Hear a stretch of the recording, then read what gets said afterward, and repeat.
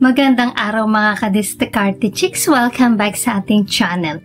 Ngayon ay pag-uusapan natin ang isang topic na madalas tanungin pero bihirang talakayin ng maayos. Ano nga ba ang nangyayari sa mga babae kapag naabot nila ang sukdulan o climax na kaligayahan habang sila ay intimate?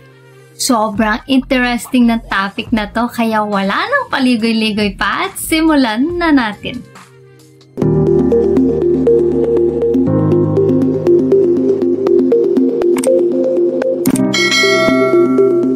Shoutout nga po pala kay Music Mix Note, Roderick Ube, Kuya Rolly Vlog, Edwin TV, at kay David Nanit.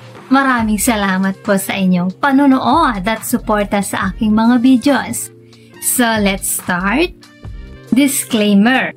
Reminder lang po mga guys, ang content na ito is for educational only at hindi dapat gamitin sa hindi angkop na paraan. Ito ay para sa tamang impormasyon tungkol sa mga natural na proseso sa ating katawan.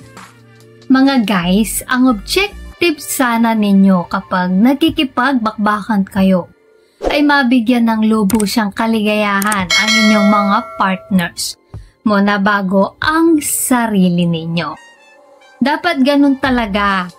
Unahin nyo muna dapat ang jowa ninyo bago kayo. Pero ano nga ba talaga ang mga nangyayari sa amin physically kapag umabot na kami sa sukdulan o kalangitan?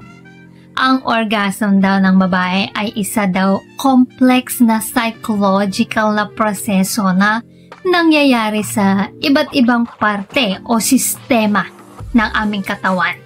Dito ay naghahalo. Hindi lang kasi ang physical na bahagi namin kundi kasama na rin ang emotional at maging mental namin. Kaya hindi ito basta physical lamang. So, what really happens physically and emotionally during climax? Kapag narating na ng isang babae ang sukdulan, maraming nangyayari sa katawan niya. Hindi lang physical, kundi pati na rin emotional at mental. So here's the breakdown. Number 1, pelvic floor construction. Ang mga kalamnan sa pelvic floor kabilang ang matris, ari-arian ng babae at anus ay kumukunot o nagko-contract ng ritmo para itong alon o pulso na nararamdaman sa loob ng katawan. Number 2, increased heart rate. Bumibilis ang tibok ng puso. Nagbobomba ng mas maraming dugo sa maselang bahagi ng katawan. Number 3, blood flow and sensitivity. Tumataas ang daloy ng dugo sa sensitive areas tulad ng clitoris na humahantong sa pagkabukol o pag-umbok at pagkasensitibo.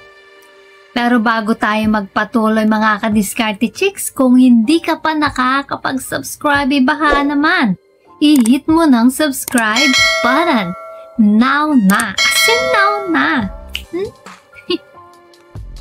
Number 4, breathing changes. Nagiging mabilis o irregular ang paghinga habang papalapit sa climax. Number 5, muscle tension release.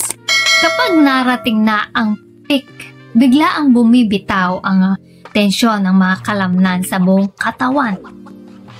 So narito naman ang mga changes pagdating sa emotional. Number 1, pleasure.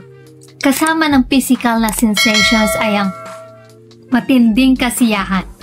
Number 2, euphoria. Ang ibang babae ay nakakaramdam ng euphoria o di mapaliwanag na saya. Number 3, relaxation. Pagkatapos ng climax, madalas ay may kasamang matinding relaxations at contentment. Guys, laging tandaan na ang bawat babae ay iba-iba ang karanasan sa climax. Ang iba ay multiple, ang iba ay isa lang. Maging ang intensity at tagal ay maaring mag-iba. Reminder lang po, importante rin tandaan na ang orgasm ay normal at natural na bahagi ng intimate relationship.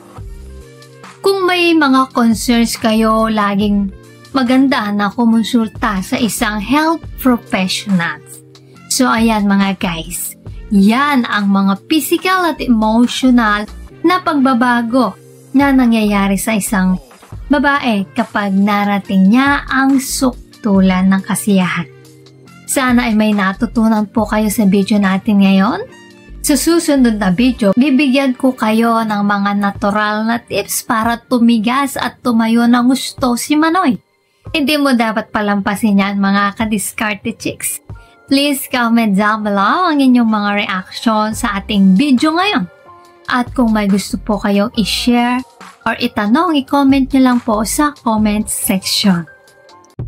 Kung nagustuhan nyo po ang video na ito, ay huwag kalimutang mag-like, share and subscribe para sa iba pang useful na content tulad nito. Maraming salamat sa panonood. Hanggang sa susunod na video, ingat kayo palagi. Let's spread love.